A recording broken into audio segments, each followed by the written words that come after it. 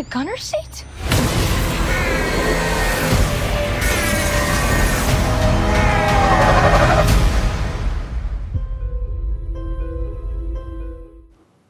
Hello everybody, welcome back to Screenstars. I'm here today to bring you my review for the 2021 Ghostbusters film Ghostbusters Afterlife, a film that is co-written and directed by Jason Reitman, who is the son of Ivan Reitman, who directed the original Ghostbusters, two Ghostbusters films.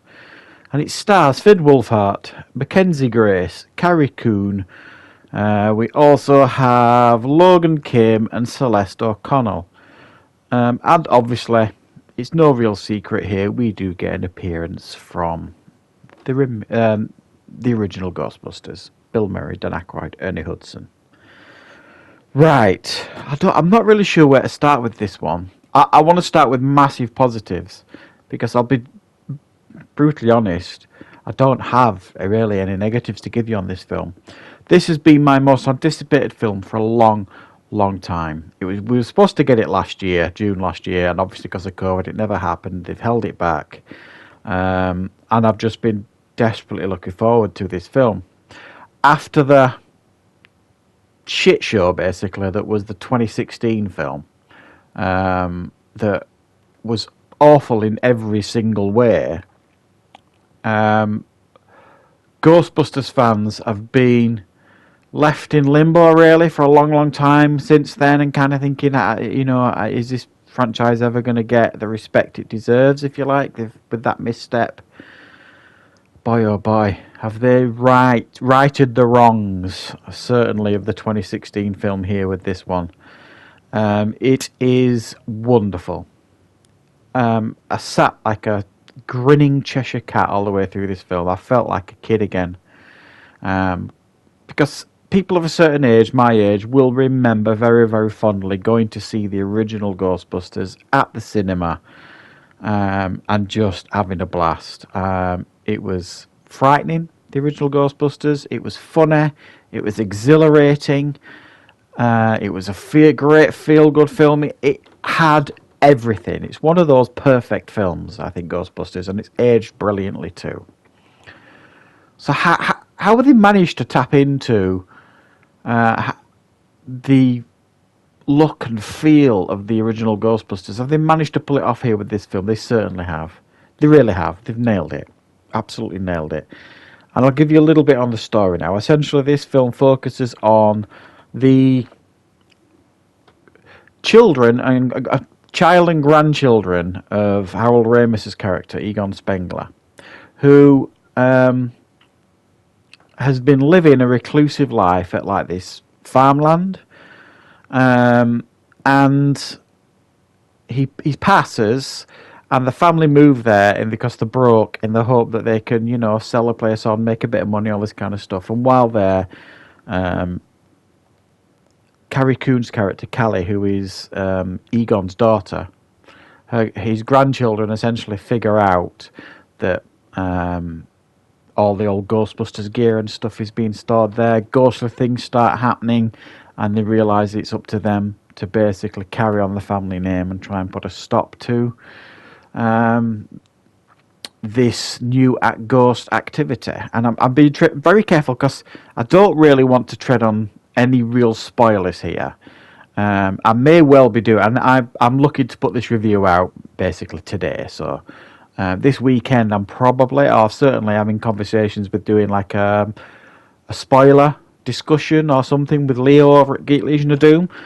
So if you are interested in spoilers, then you need to maybe check out that if we do end up doing a live stream this weekend, which we're talking about for doing one for Sunday night.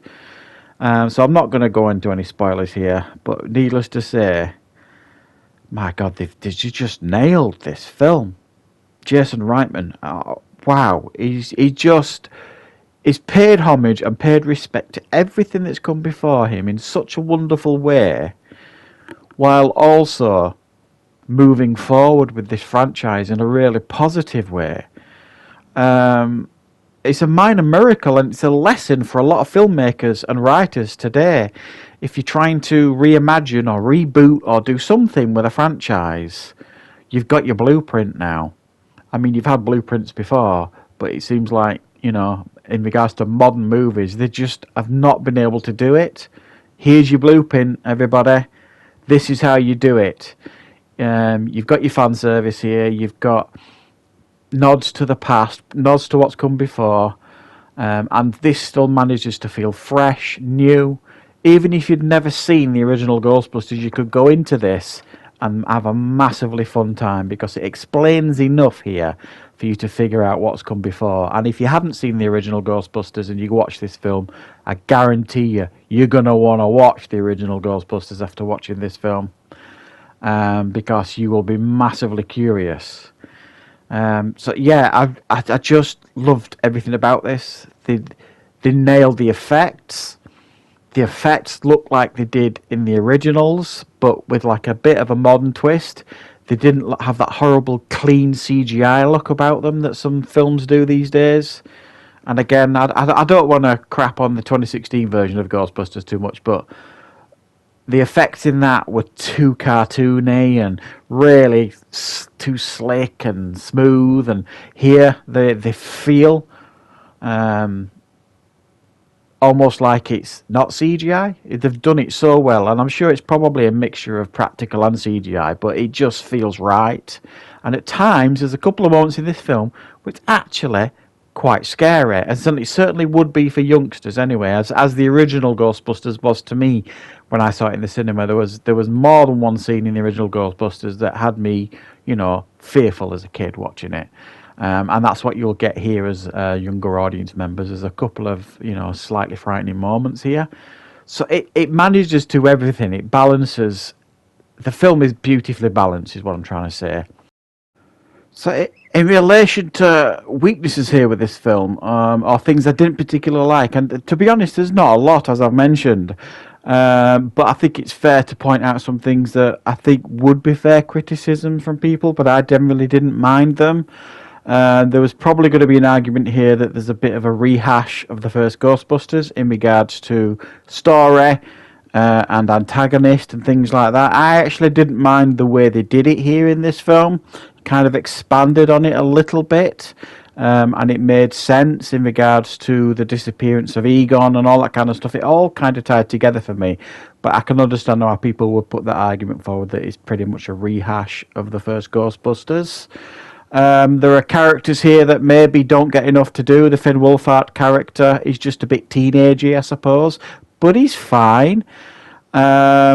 And a couple of other kids' characters, are okay, but they don't have an awful lot to do. Paul Rudd, I actually was worried that Paul Rudd was going to overshadow this film with his performance and maybe be too Paul Ruddy in the film, but actually he may disappoint some people in the sense of he might not be in it enough for some people. He was in it just enough for me. He added to the story, but he didn't overshadow the other characters in the story. So I didn't mind that so much, but fans of Paul Rudd, you might be a little bit disappointed. He's not in it as much as you might think. And some might consider this a spoiler, but we all know it. The Ghostbusters make an appearance at the end of this film. And while it's exciting and wonderful to see that they're back, it's a little bit of a anticlimax, I suppose, in some ways, even though I really, really enjoyed seeing them on screen again. The chemistry wasn't there, but they did still have a couple of nice moments.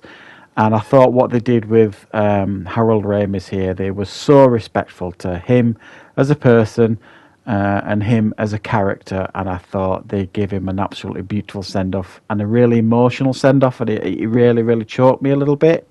So I'm going to give this one an 8.5 out of 10. I was very, very close to giving it a 9, but I'm going to be, acknowledge the criticisms, if you like, and that is the score I'm going to give it. So I hope you like this review, everybody. Thank you very much for watching, and I'll be back with plenty more reviews and content on the channel very, very soon.